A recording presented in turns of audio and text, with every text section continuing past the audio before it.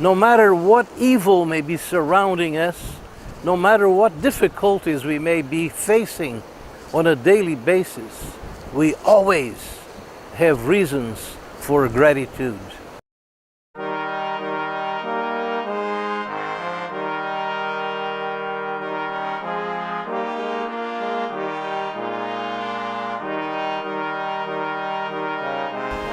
We are coming close to the end of November, and as it happens here in the United States, every November we celebrate Thanksgiving Day.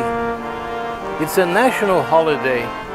In fact, it is the most American of all holidays because we celebrate something very special that happened even before the founding of this nation, but through the arrival of the Pilgrim fathers and mothers who came from the old world, mostly England, in order to occupy territory in this newfound land where they could in freedom worship their God and do so many more things for which they were being forbidden in their country of origin.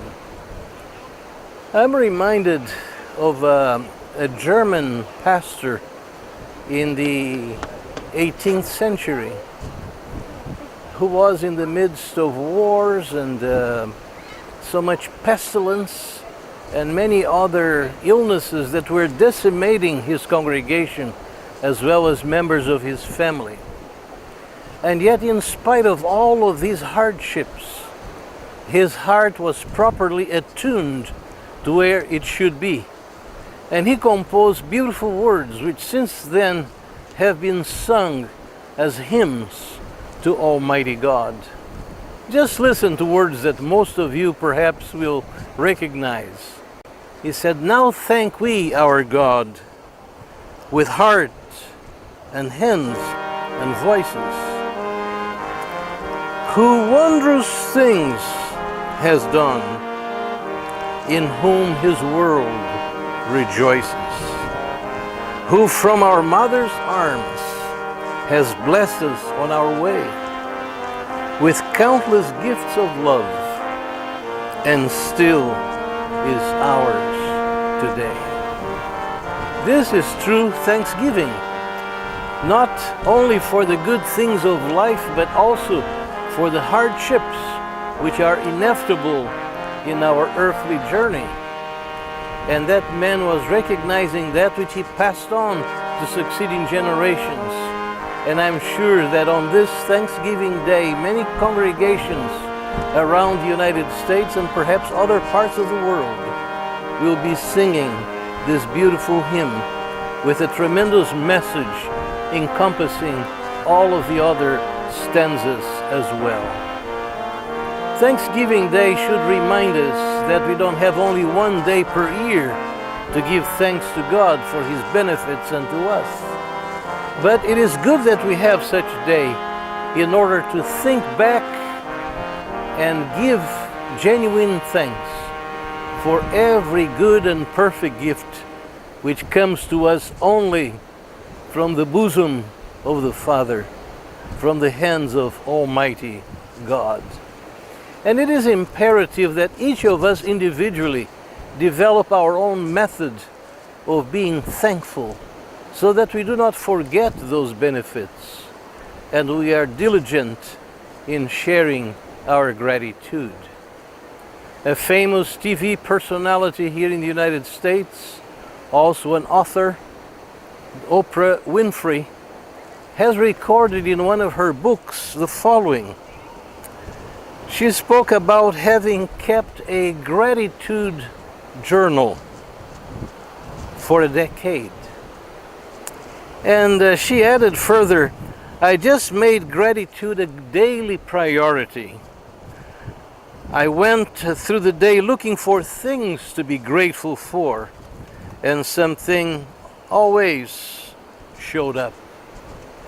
And if you follow this experiment, I have no question that the same will happen to you repeatedly. Absolutely. And Oprah concluded those thoughts by saying, if you make time for a little gratitude every day, you'll be amazed by the results.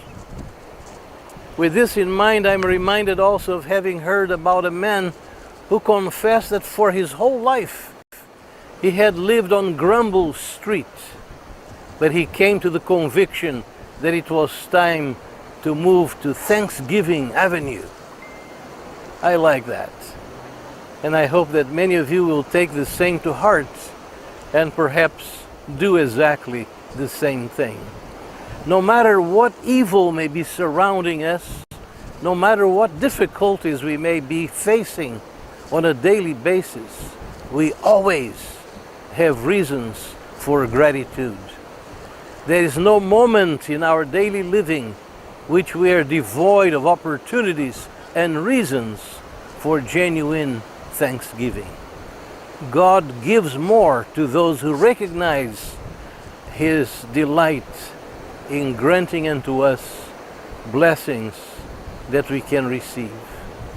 So do not in any way deprive yourselves of so much more that God has out of His bounty to confer upon you and your family.